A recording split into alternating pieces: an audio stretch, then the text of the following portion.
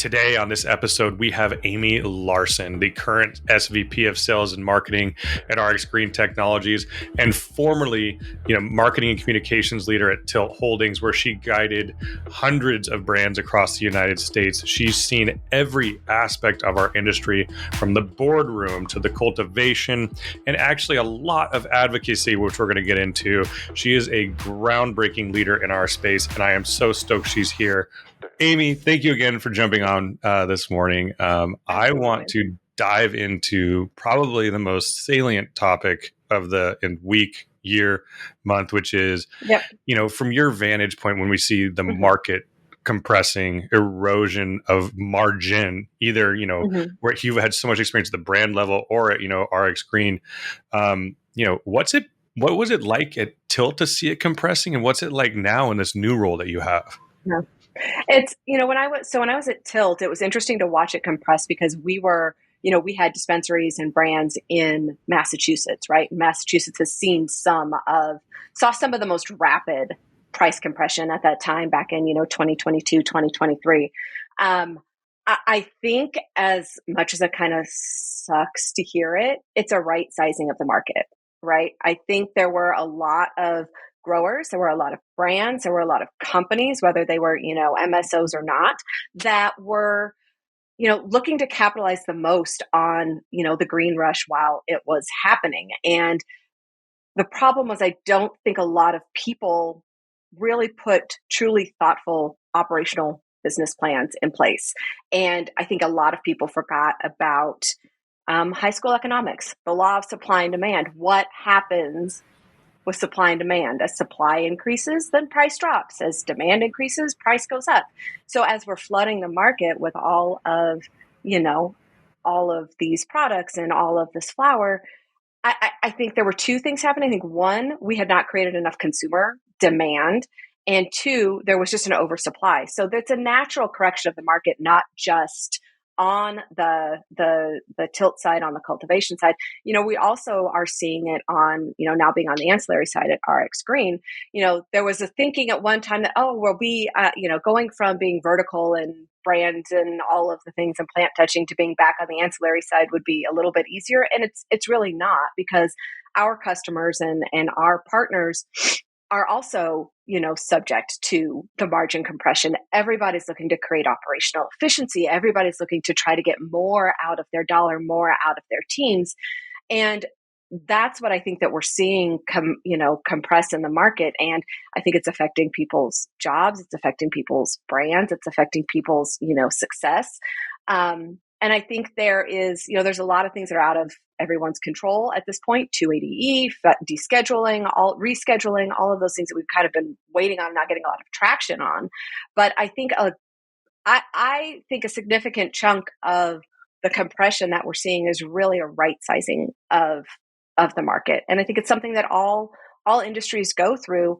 We're just doing it under a microscope, and it's happening extremely, extremely fast. And it's painful. I don't want to diminish that. It is painful. Yeah, it's definitely painful. I think from a cultivation side, which I know you've had so much experience in, it's absolutely brutal. It's like the scene in The Patriot where they're running down the hill and everyone's getting sniped next to Mel Gibson. You're just going like, oh shit, another cultivation went under. Another guy fell, and then you're just kind of waiting to see if that last bullet's headed for you. From that cultivation side, I think it's very difficult because of the compression in the wholesale model. What is your expectation for the companies that are going to make it? And you can talk about it, because I know you've had so much experience not only on the marketing side, but you've kind of looked at companies and evaluated them. Who do you think is going to come out of this on the dispensary brand cultivation side?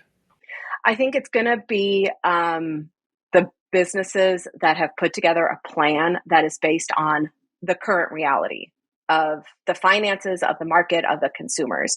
Anyone who has gone into this industry with the expectation that 280E is going to go away, with the expectation that rescheduling, descheduling is going to happen, that federal legalization is going to happen, you can't build a successful business or a successful brand on the hopes of tomorrow, really. You have to create a sustainable business model within the constraints of what you're working in today. And I also think from a brand perspective, from a product perspective, you have to have a brand that resonates with people, and it has to be authentic to you and to what you're trying to do, but it also has to resonate with the people that you're trying to sell it to. And that authenticity and that reality needs to kind of be rooted in every layer of your business and your organization.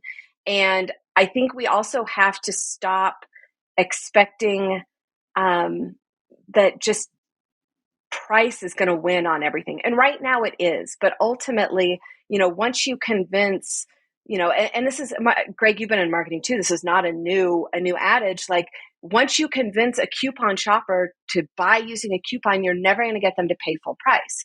And if that's your business model, that's fine.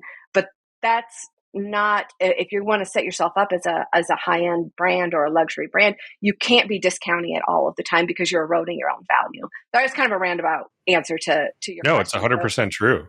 I mean, I had a meeting with an unnamed dispensary earlier this week, and it's like, it's funny. They won't say it publicly, but they will privately acknowledge they know they've nuked the market. They know it. Yeah. They know that Yeah. they have essentially nuked the market in terms of creating these monsters that don't want to just shop for anything other than what's my deal day, what's my deal day, what's my deal day. And then it becomes very interesting when, and I'm sure you've seen some of this too, where people were over aggressive and buying up all these grows, and now they have excess material at the MSO level. And it's like, well, we better push it through at any price, and that's just nuking the market. Yeah, and the MSO model, when you're vertical, you obviously want to own you own and you push out your own brand, your own product, right? You capture the most margin that way.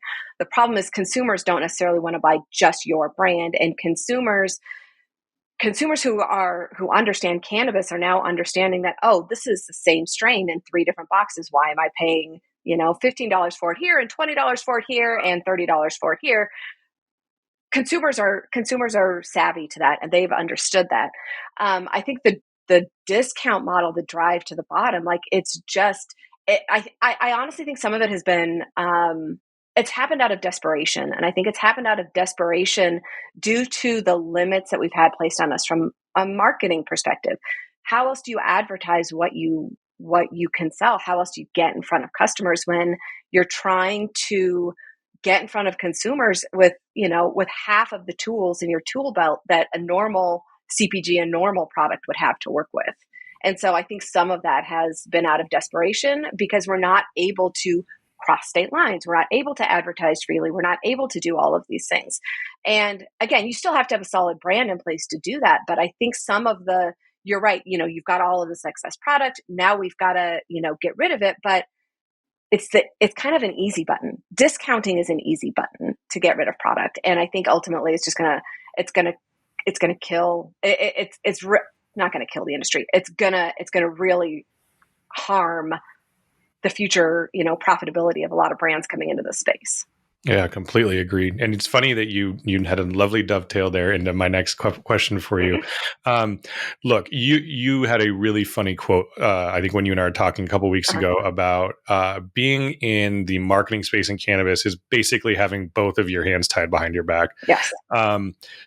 What, just as a general level, we'll get into some specifics later, like as a general rule, how do you try and get around all the regulatory bullshit that you and I are subjected to? Where do you look for some strategy and tactics that might actually be effective? So I will actually back that up just a step, Greg. And what you have to start with is what your goal is. And if your goal is just to drive revenue, it's just to sell products, or is your goal to build brand awareness and build brand visibility? Because those require totally different strategies and then totally different tactics. And they're obviously complementary, but if my goal is to drive product sales, to drive, sell through, I'm going to put tactics in place, like, making sure I've got my loyalty program set up, make sure I've got good in-store signage, making sure I've got, whatever local geo-targeted advertising I can do to get in front of my customers. Can I get involved in community events? How can I reach, how can we explore, honestly, some of the, I don't want to say old school, but I'm old school, Greg. So some of the more traditional tactics that are not just Facebook and Meta and Instagram and TikTok advertising that we know are going to get shut down. How do you actually connect with your customers, and how do you actually get to them? If you're really trying to grow brand visibility and brand awareness, which is what I've been, really trying to work on in tandem with selling products at RX Green for the last, year and change, you've got to start looking at things like thought leadership and conferences and content that you can create, and really building that kind of brand trust and visibility so people at least know who you are, which then makes ultimately that sell a little bit easier when you've got sales guys who are reaching out and talking to people who are like, hey, let me tell you all about who RX Green is.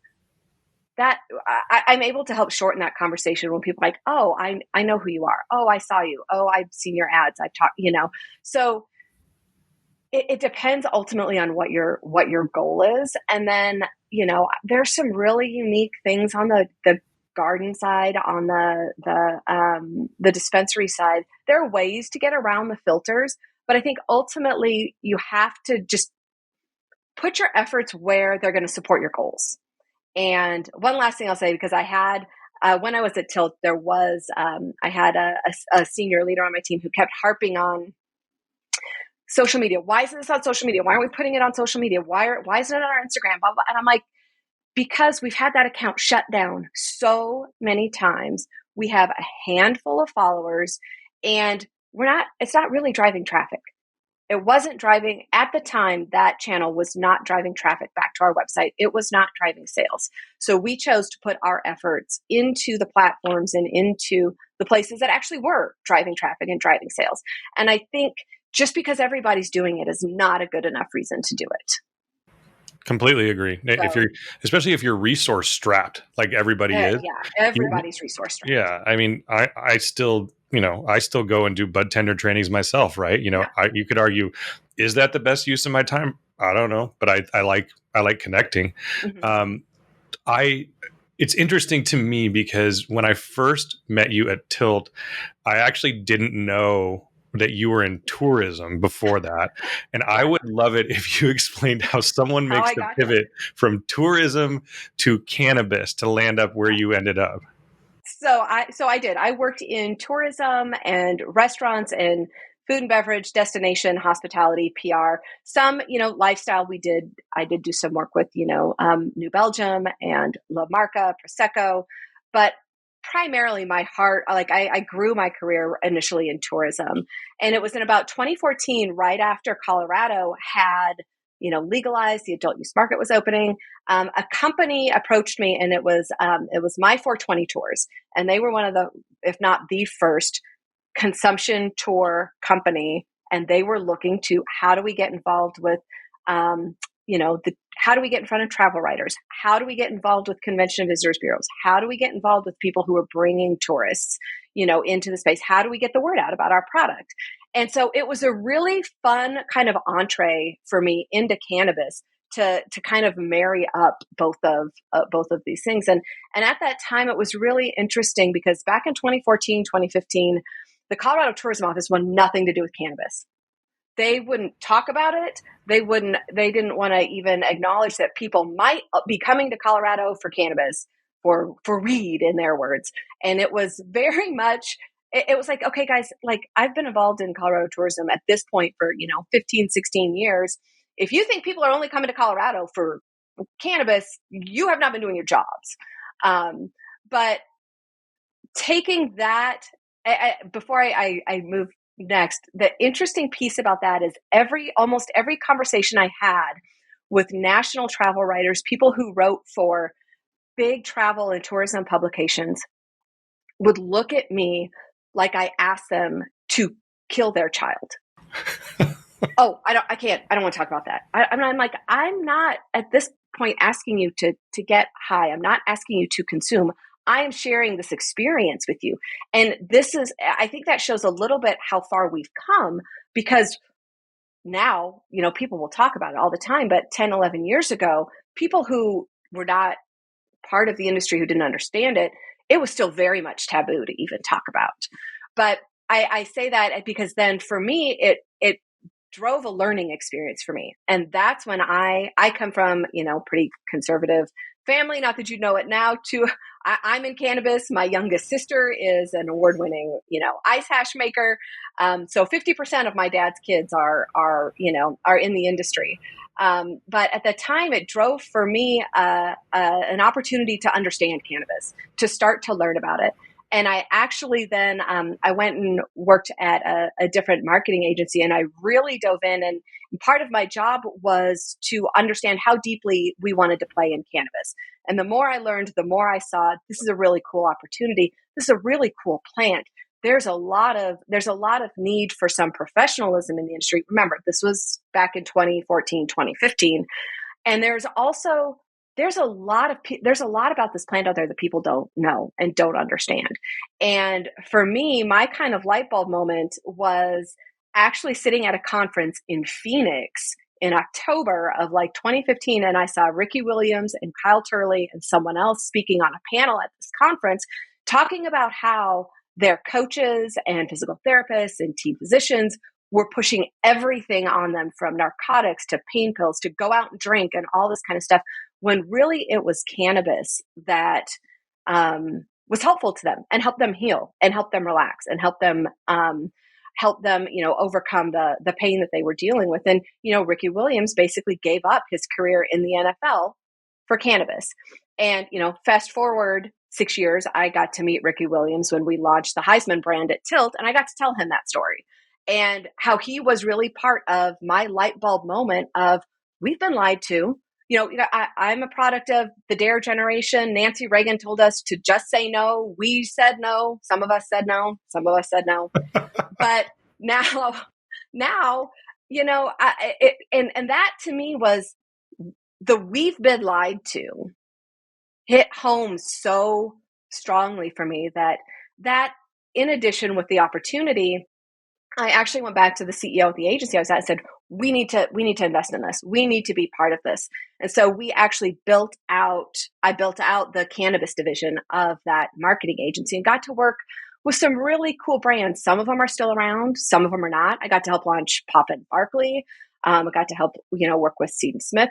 I learned a lot at that time. And then I went to work at a compliant SaaS in 2019. And then I went to Tilt 2 years later. So to your point, Greg, I've seen a lot of different facets of the industry, from ancillary, branding, packaging, marketing, vertical, cultivation. I joke with our team because I have a total brown thumb at home. I am only allowed to take care of one Christmas cactus that I inherited from my grandmother when she passed away 5 or 6 years ago. That's it. My husband doesn't let me touch anything else in our house because I kill the plants. So I'm really, really thankful for farmers and cultivators, and all mad respect to them. Well, that was a wonderful answer. And I think it also, yet again, dovetails nicely into my next question, which is, you were part of a business at Tilt in the time that you were there. We all know that you've subsequently moved on, where you were in charge or assisted with a number of different marketing campaigns, right? Yeah. And God knows that you and I in marketing, we have had a bunch. I'd love to hear, looking back at your time at Tilt, this company that had so many cannabis brands, what were some things that worked well? And what were some things that you were like, shit, that one did not hit? Well, things that worked well, I think, was really when the brands, and I say the brands because at Tilt, it was this brand partner strategy where it was our role and responsibility to help build the sales and drive the sales. And, obviously we were fulfilling the product side of it, but the ownership of the brand really stayed in the hands of the brand. We supported it, but they owned it. So when I say, what really was successful was the brands who had ambassadors or whose owners, CEOs, founders were in market, were going to the dispensaries, were meeting with consumers, were going to the events. Whether you're a brand or not, there's nothing more important in this industry than networking and knowing people and being seen and being true and being authentic. And that's something that I have kind of preached since the early days. And I think it kind of goes back to the roots of the industry, whereas if you trust John, then I know I can trust John, kind of thing. So we've kind of built this little insular community, but you have to show your passion for the product, for your brand. And you have to really be part of it. You have to be in the community and you have to be representing it and being authentic. What didn't work in a lot of instances was just here's, slapping a name on a package and thinking it was going to succeed. If you don't have the marketing, the brand, the push, the power, the people behind it, it's not going to succeed. And, one campaign, and it actually wasn't even a campaign, Greg, but I'll share this as like a failure. We were juggling, a million different things, and we were trying to get ads out ahead for 420. And I was in the process of transitioning my team, and we were in the process of consolidating SKUs. And as you can't, release your 420 ads too soon because your competitors will then see them and then undercut you. And you can't do it too late because you want to make sure you get to the consumers in time so they make their shopping decisions. So there's this like sweet spot. And I take full ownership of this. And it had gone through me, like multiple layers of eyes, but we dropped, we created, the ads to go out, the messages to go out. And rather than saying we dropped them on 419, and it was like late night or late afternoon, 419. So people could make plans for 420. And I think, I don't remember exactly what it was, but I think it said today only, or it said one day only, or like whatever it was not clear. Like it should have said 420 only, like only. And it was just that little tweak of words that then, we had a great 419 that day because we had to honor it. But, I share that because even as many years as we've spent doing this, everybody still makes mistakes. We're all still human. Oh God. I think that cracks me up. Only in cannabis could it be like, it's not clear if it's 419 or 420. I know. Right. Oh man. So, the one that cracked me up, and I think I shared this with you the other day, was we were trying to come up with a really new idea for us that this completely fell on its face. Uh-huh. We were going to say, hey, let's do a freshness guarantee. Like, all right, consumers out there, we'll get the product to you guys in a timely manner. And, if it's aged out, it goes into a cult approved discount goes out the door or whatever. And we were like, this is great. Anytime you see cult on the shelves, they'll know that it's fresh. And the dispensaries were just staring at us blank eyed, being like, no, that sounds like work. Total failure on my end. They had zero interest, but I had one other instance that was, it kind of ties back to our earlier conversation about, brand and knowing who your brand is and knowing who your customer, back when I was at the marketing agency, we were working this product that was an all natural terpene based cannabis smoke odor specific product that eliminated the smell of cannabis smoke. And it was, their parent company did like industrial odor elimination, odor control, and they rolled out this consumer product, and they had candles and they had spray. Quite frankly, it smelled awesome. It was amazing, but it was very stylized to soccer moms. However, soccer moms were not really the ones smoking joints or smoking a lot of flower. And so we had to kind of split their efforts a little bit, because yes, the soccer moms are they don't want to smell like weed, but also they're also not the ones that are really going to be smoking joints and smell like cannabis smoke. It didn't work on vapes. The vape smell doesn't really stick around. So we had to have this kind of come to Jesus of, okay, this may be who your target consumer is, but this is who's actually going to buy and use this product. And so I share that as you have to understand, make sure you're designing your brand for who your intended consumer is. Yeah, that's so spot on. And it's nice that you guys had at least the wherewithal to be like, shit, we need to pivot, right? Yeah. Like it's never fun to go tell someone like, hey, this isn't working. We're going to have to pivot. But we have to think about, Yeah. I had one last thing that occurred to me about Tilt. Do you think that's still a viable business model, or do you think that MSOs are still going to pursue, either through their own development more brands or acquiring brands and putting them into these sort of companies? Do you think it's still out there, still a potential for that? I do think there is, because I think there's a lot of efficiency in building on an existing brand, a successful brand like Old Pal, like Black Buddha Cannabis, like Heisman. Those brands that have actual weight and, value and consumer buy-in behind them. There's a lot of value to take advantage of that brand equity that those brands have already built rather than building your own. Building out branding, packaging takes forever.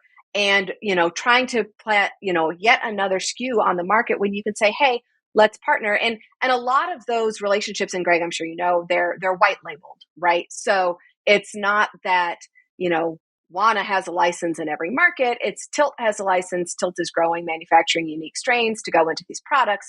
And I know Tilt has publicly said, they've pivoted away from their plant touching business. And so, or are currently pivoting away from their plant touching business. But I know, the cannabis has leaned into that a couple of years ago. And I know they picked up a few of the brands that Tilt eventually, I don't mean to say that they walked away from it, and I don't divested. mean that like they divested, they split, they ended the relationship with, and I know that the cannabis is now carrying a lot of those brands, and I think because of the efficiency that comes with that and the ability to go to market a lot faster with a known brand, I still think there's a lot of viability in that approach.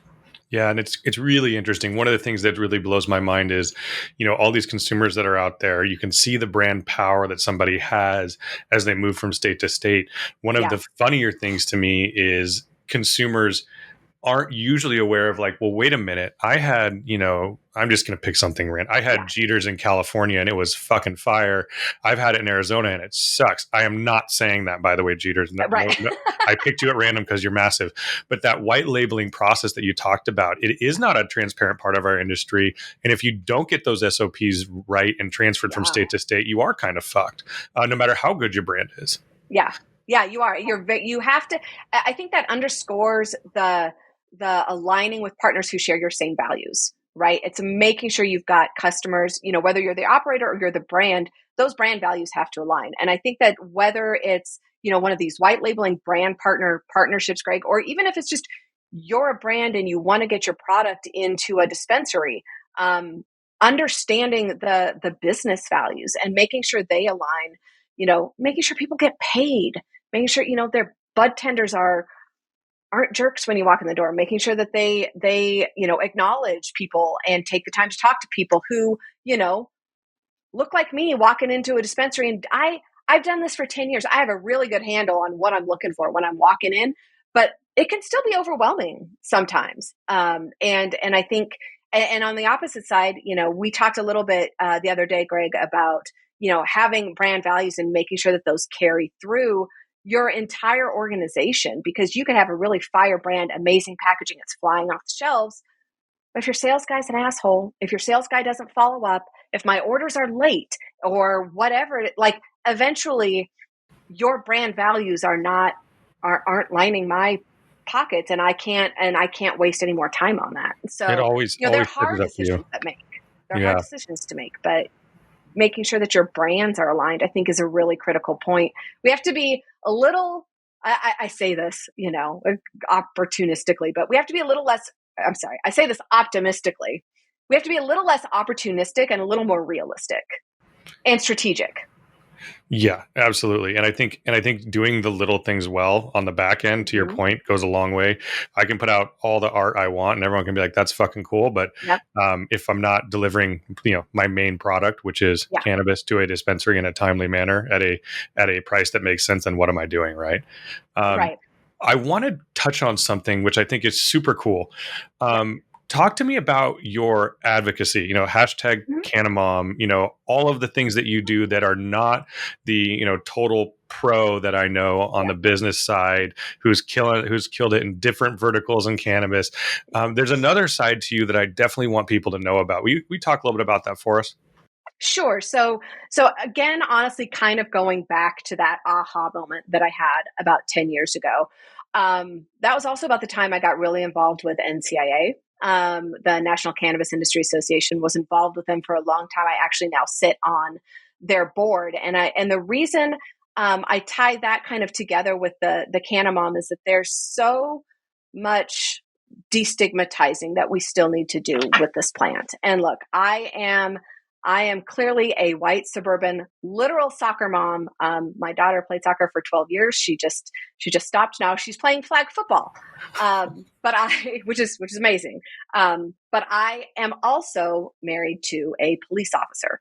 So when you want to talk about a dichotomy and a non-traditional like face in this industry, I take that back. And what people outside of this industry don't expect someone in this industry to be, I kind of embody it. And look, if it's okay for, my friends to walk around, talk about drinking margaritas or go on wine walks, or I had half a bottle of wine on, a night to unwind. Why is it not okay to talk about plants? And, living in Colorado, I've lived in Colorado for 25 years. I live in Douglas County. Douglas County is still a dry county. I have to cross the county line to go to a dispensary, which I only say hysterically because then they get my tax dollars, right? Yeah. Yeah. But there's no medical, there's no growing, there's no nothing in Douglas County. And so what's interesting is as soon as I make it okay to talk about it, it's okay to talk about it. There were a bunch of us moms, I don't know, I think our daughters were taking homecoming pictures and we were standing there talking about it. And one of the moms who I'd known for a long time said something to me about cannabis. And one of the other moms was like, wait, you work in cannabis? I'm like, yeah, I do. And she's like, so does my husband. And I'm like, why are we whispering? So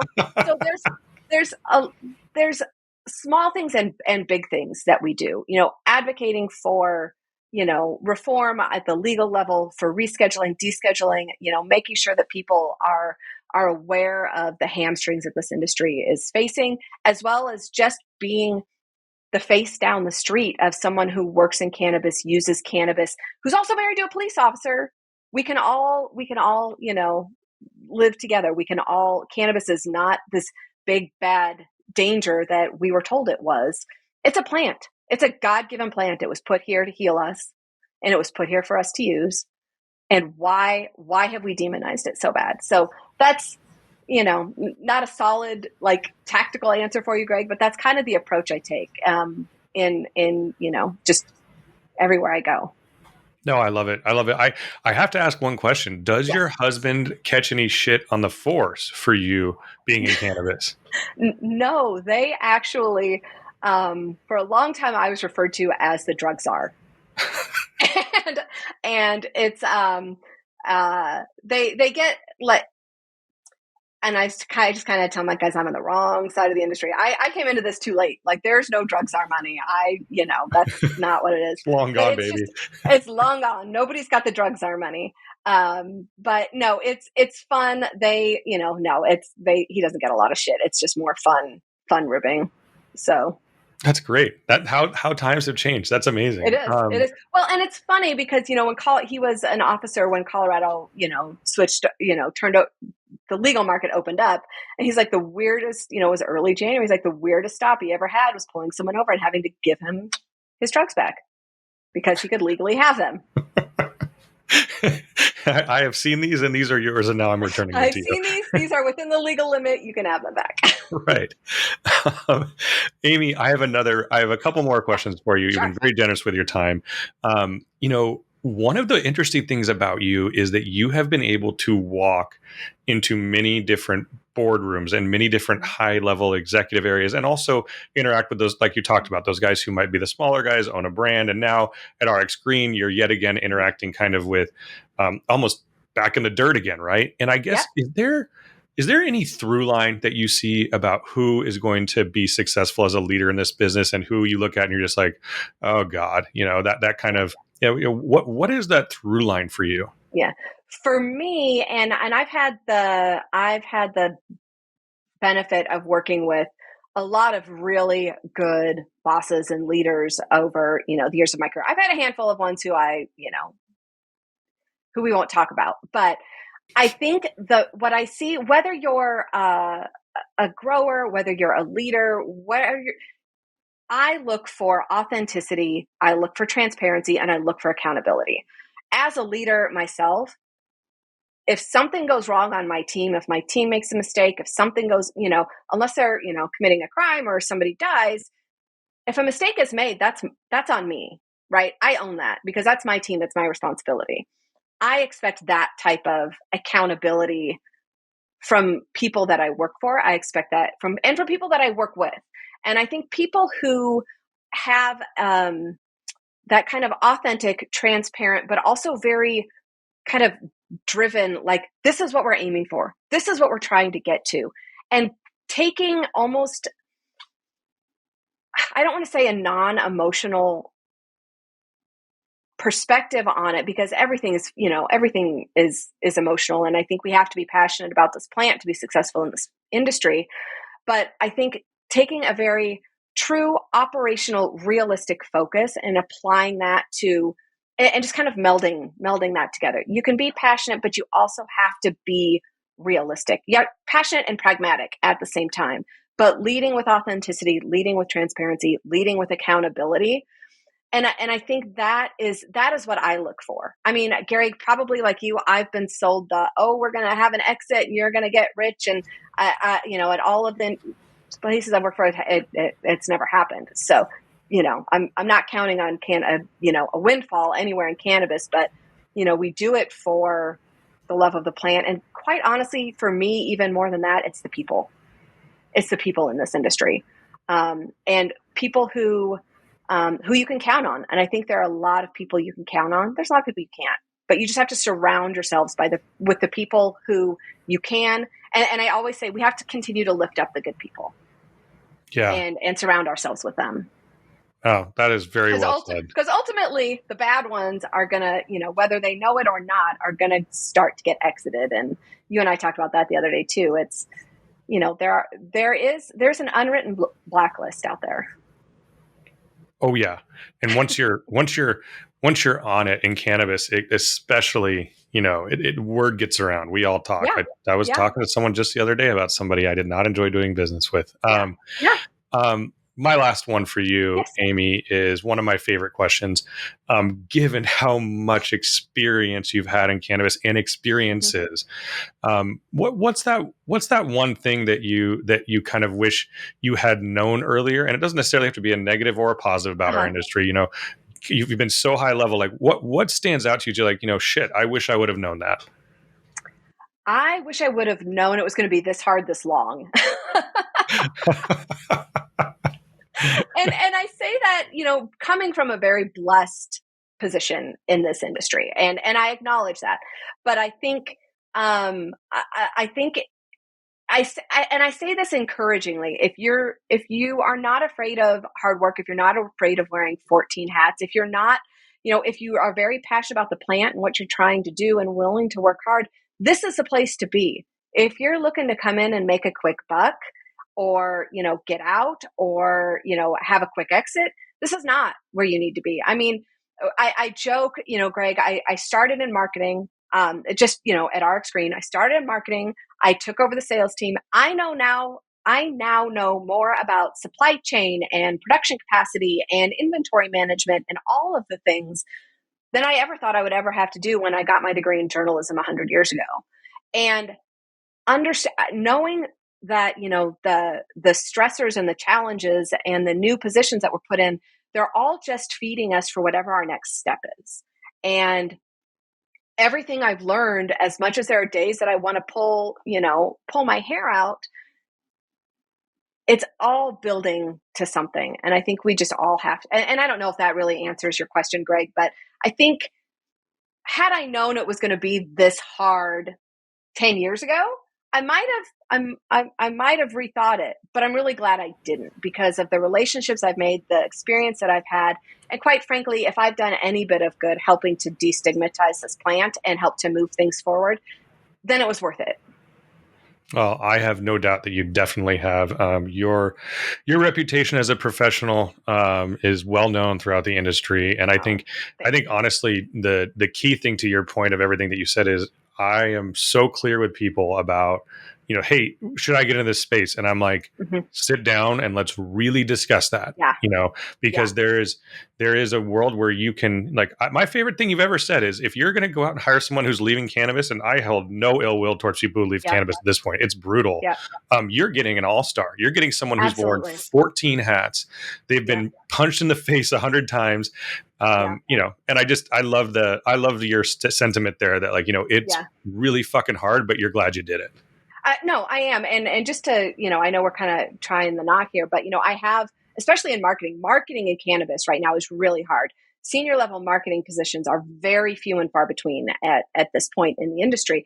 And every time I talk to, another friend, another colleague who is looking to get out or who, wasn't really given the choice, but they lost their position and they're interviewing outside of the industry, and you can't hardly get past the gatekeepers because they see cannabis and they think, and they blow it off and they think, oh, you're a stoner or you were just having fun, you were wasting time, when really, Greg, back to our earlier comments, all the success that we've had as marketers in this space has been done with both hands tied behind our back, and honestly, somebody hitting us over the head half the time we're walking down the street. So any success you've had has been done despite those restrictions, without access to all of the other tools that, traditional marketers have in traditional industries. So my success should mean a lot more to you, not less. I think that is where we're going to leave it, Amy Larson. You are the best. I so appreciate your time. The time flew by. And thank you again for appearing on the podcast. And I look forward to catching up with you on our little monthly, we won't call them bitch sessions. We'll just call them friend sessions. Yes. Friendly venting. So. That's right. Awesome. Thank you, Amy. Thank you. No, thank you so much, Greg. I really appreciate it. It was a blast.